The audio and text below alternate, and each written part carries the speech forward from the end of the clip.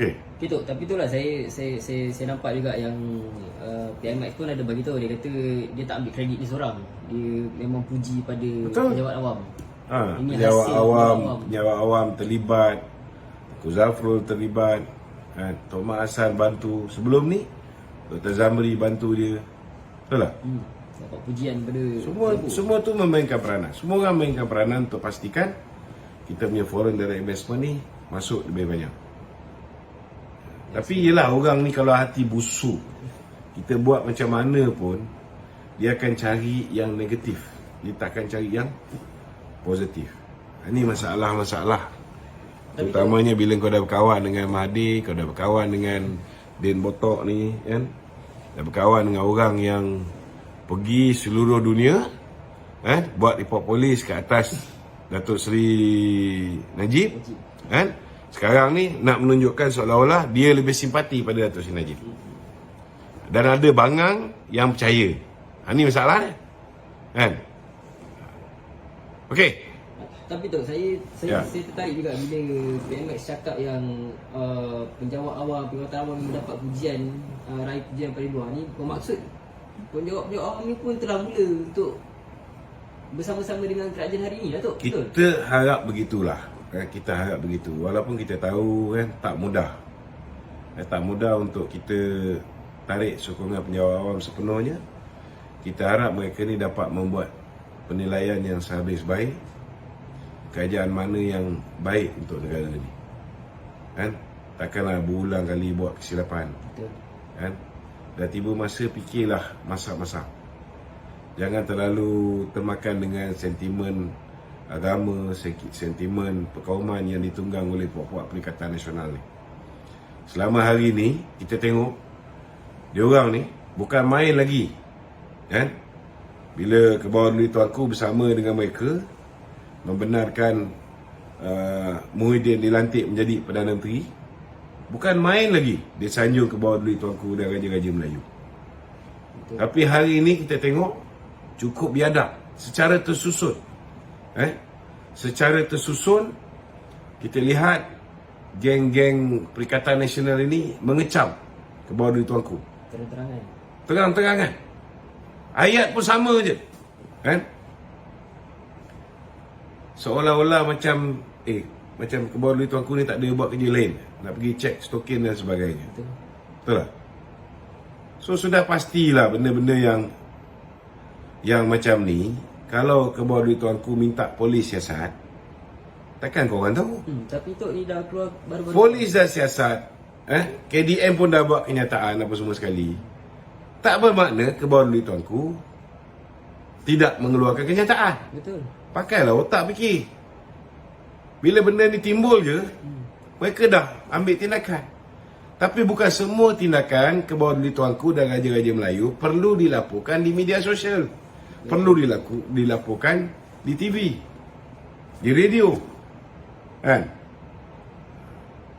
Tapi hari ini terpaksa juga TMJ mengeluarkan kenyataan. Agong sendiri pun baru keluar. Kerana kebodohan setengah-setengah orang Perikatan Nasional ni. Tak pakai otak. Hari ini mereka ada satu concentrated effort untuk menyemai benih kebencian terhadap Raja-Raja Melayu. Sebab dia tahu Kebawah Duli Tuanku ni memang takkan bagi peluang untuk mereka ni merosakkan kestabilan kerajaan sedia ada. So that's why dia orang nak kena tarnish image Kebawah Duli Tuanku. Nak kena tarnish image Payung Kuning. Okey tu. Ya. Beberapa hari lalu Majlis Peguam cabar pengampunan Datuk Seri Najib Razak. Boleh komen tu? Majlis Peguam cabar pengampunan Datuk Seri Najib Razak. Bagi saya Malaysian Bar Council dah jadi Malaysian Bastard Council. Minta maaf cakap.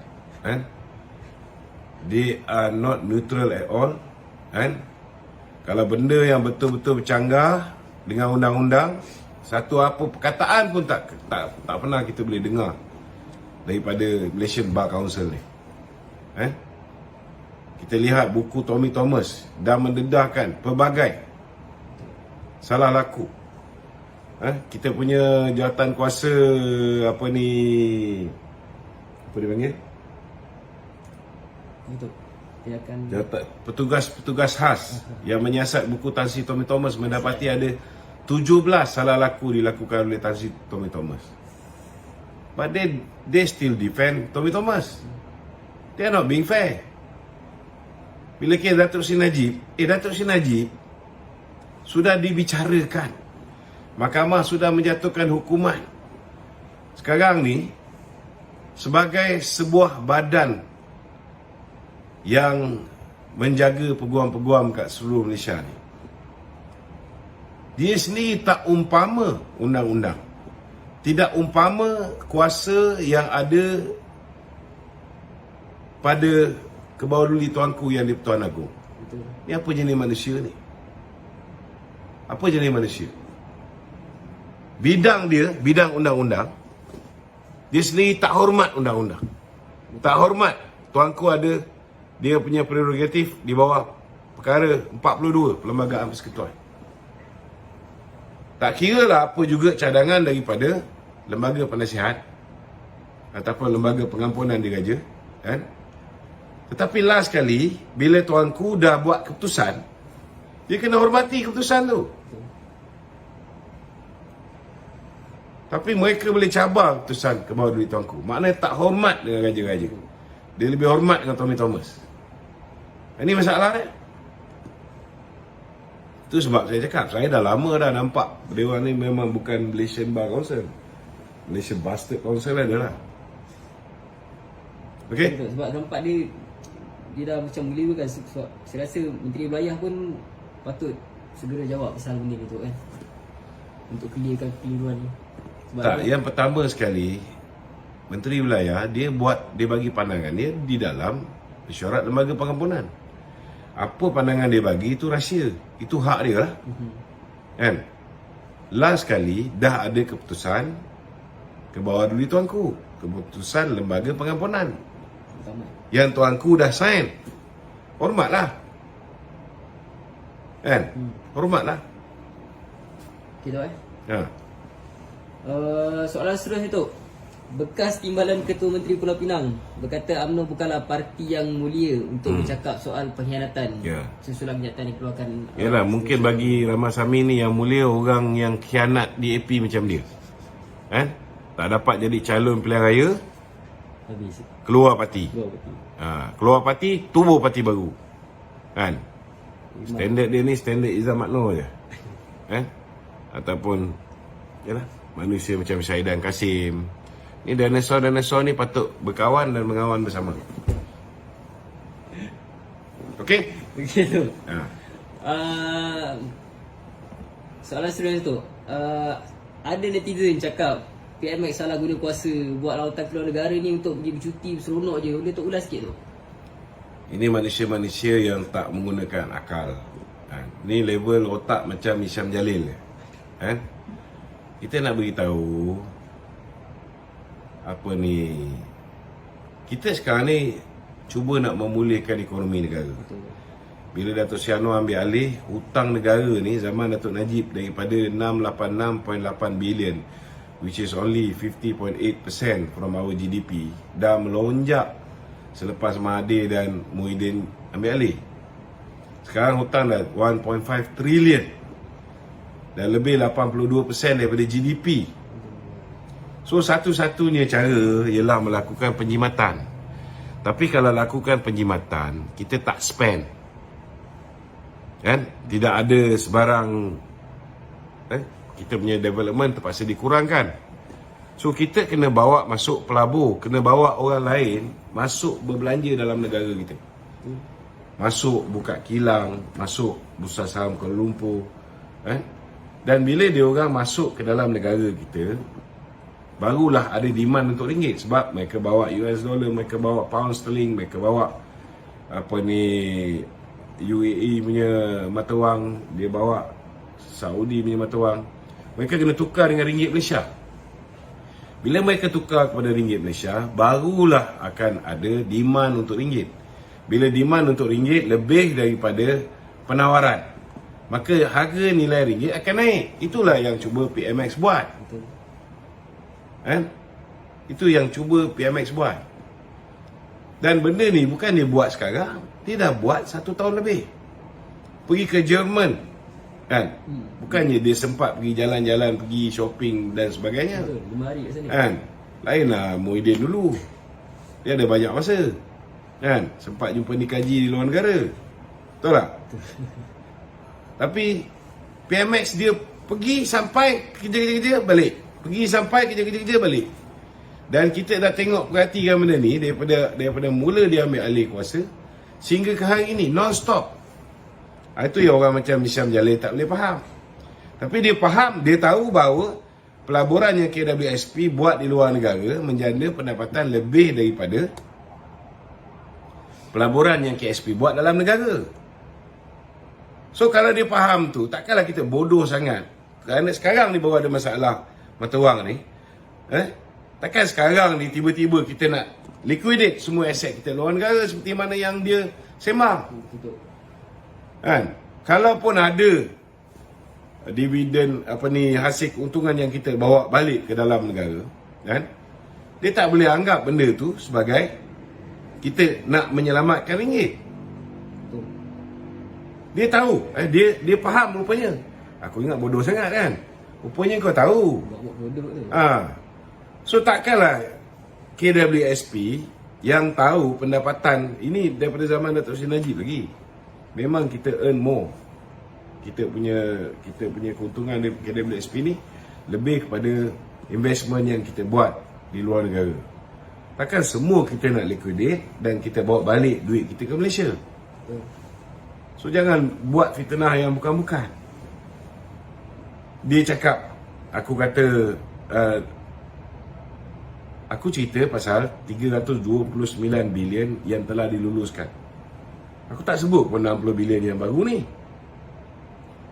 Yang baru ni tak tahu bila masuk. So apa yang mengukurkan nilai ringgit sekarang ni ialah apa gerak kerja yang PMX buat daripada mula November 2022 dia ambil alih sehingga ke hari ni. Dah sampai 2024. Apa yang diusahakan 5, 6, mungkin 8 bulan yang lalu baru masuk. Betul. Itu yang menyebabkan ada demand untuk ringgit dan ringgit mengukur. Bukan macam otak dia fikir, kita ada masalah hari ni, kita perlukan ni, terus jual aset. Ingat, easily boleh dispose. Kadang-kadang duduk balik ulang-ulang, lepas tu cerita kononnya dia Jusabi. Ni konten Dia dulu kat sana 48 je. Cerita banyak. Jadi saya harap lah, kan? Saya harap, contohnya macam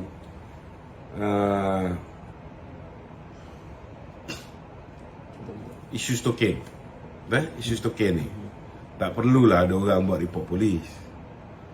Itu bukan cara polis bekerja.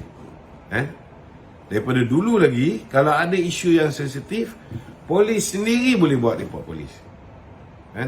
Saya tak tahulah apa yang Dr. Kemal cakap tu betul ke tak betul, tetapi dia kata kita tak boleh bertindak kerana tak ada report polis. I don't think so.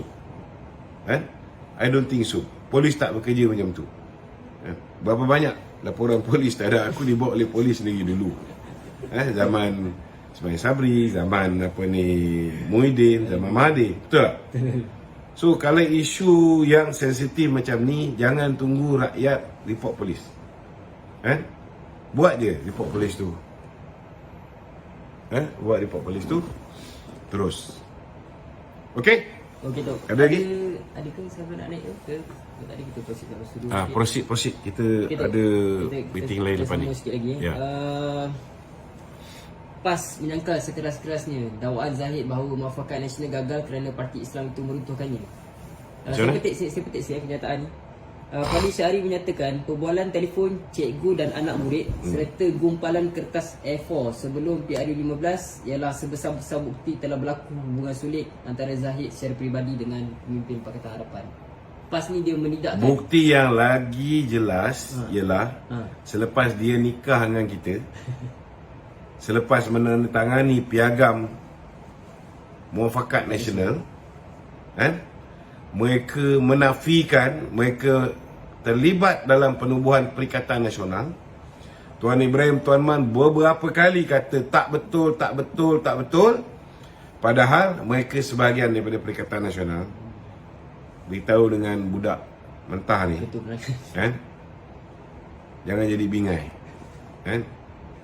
Satu Malaysia tahu siapa yang khianat.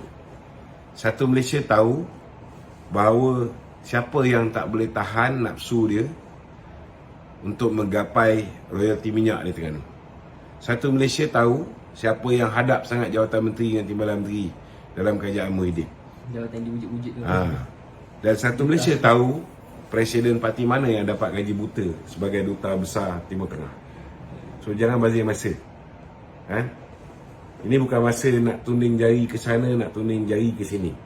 Kalau dah gila talak sangat, tinggalkan bersatu, join kita. Kalau tak mampu tinggalkan bersatu, seperti mana syarat yang diberikan oleh Datuk Seri Zahid. Dari awal. Tak payah nak sembang banyak lah. Kau buatlah kerja kau dengan bersatu. Betul. Lupakan UMNO. Dah dapat laki baru, kau ingat laki lama lagi. Macam mana kau ni? Aduh. Kau kata jalan marah. Saya baik aku tak macam Teguh Razali. Saya rasa mungkin sebab Panggil dia orang pelacur lagi tu. Aku tak sampai ke tahap macam tu. Move on lah. Kamu dah dapat laki baru, dah dapat bersatu, kau buat kerja dengan bersatu. Tak payah lagi nak terkesing-kesing dengan UMNO ni. Tak payah bazir masa.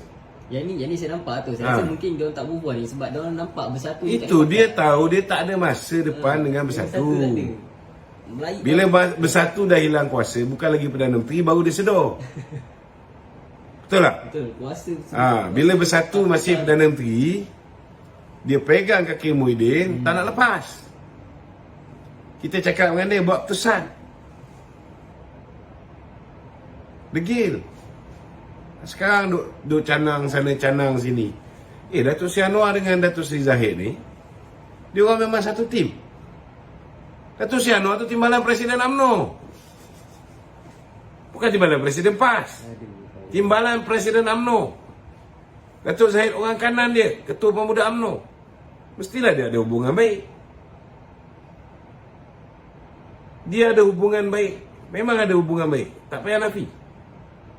Daripada dulu dia anak murid di Yayasan Anda. Datuk Seri Anwar yang buat Yayasan Anda. Bukan dia je, isteri dia pun belajar dekat Yayasan Anda. So apa nak pelik? Tak ada apa yang perlu dipelikkan. Bukan fakta yang mengejutkan. Takkan Datuk Seri Anwar tak boleh call?